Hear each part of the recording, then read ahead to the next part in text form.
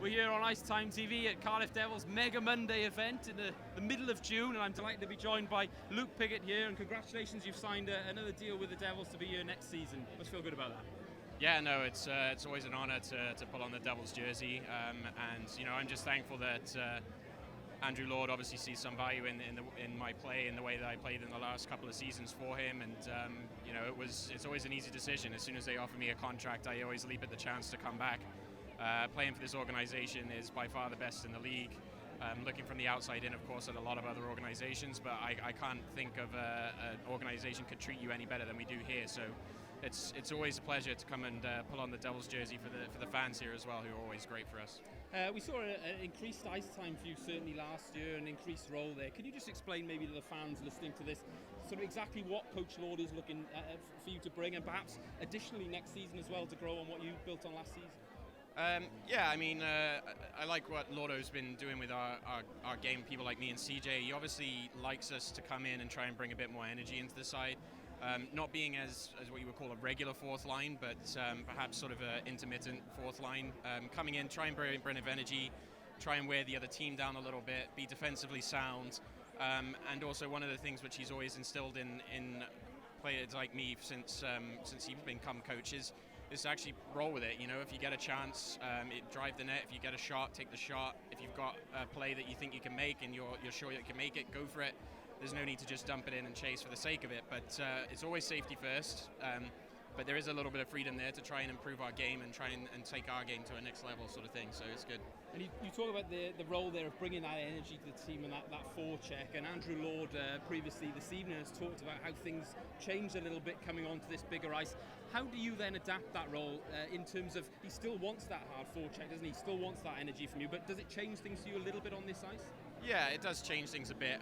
I always love playing in the BBT. It was one of my favourite rinks, of course, because you're only ever 2 or 3 hard strides away from being able to make a hit and a play on a guy.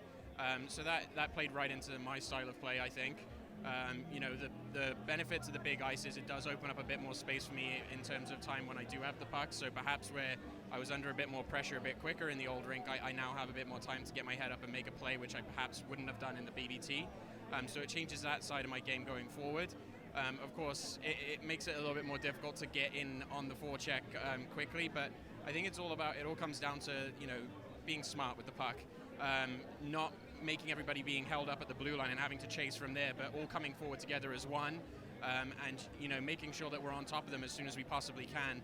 And I think we just need to be a little bit smarter about the way that we go about our forecheck and things like that.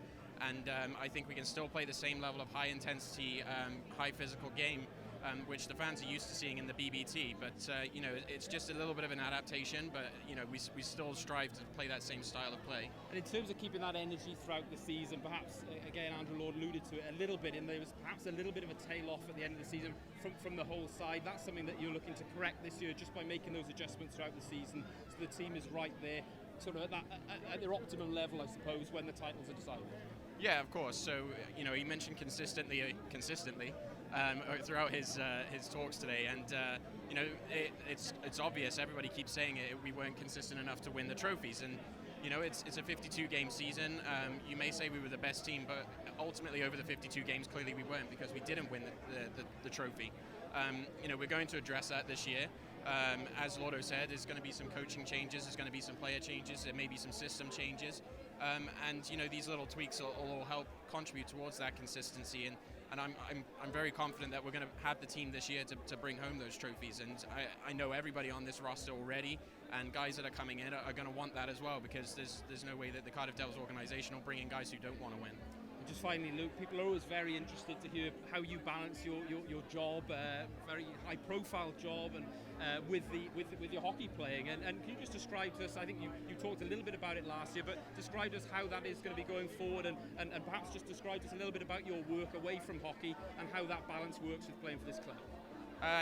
So right now in the summer it's a bit easier, because all I do for the hockey side of things is we practice a couple of times a week, so I take that time out sort of during lunchtime to come and go on the ice for a bit with the guys, and I go early morning to the gym and work out with a couple of the guys here. Actually, we've got a good intense training program which we've been given to follow, but it means that my hours can increase a lot during the summer to focus on my other job.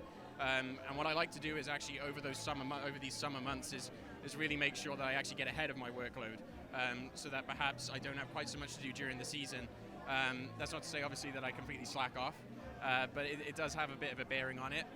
And I go straight from practice to work every day. Sometimes I end up having to stay there till later in the evenings, but that's just the way of it to make both sides of things work.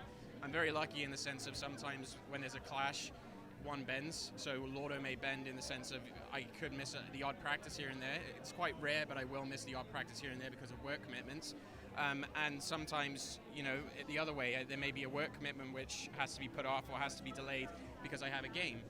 Which is important for me to make as well. So I'm very lucky that both of my bosses, both in my research career and also on the ice, are very understanding of that and have made it successful so far.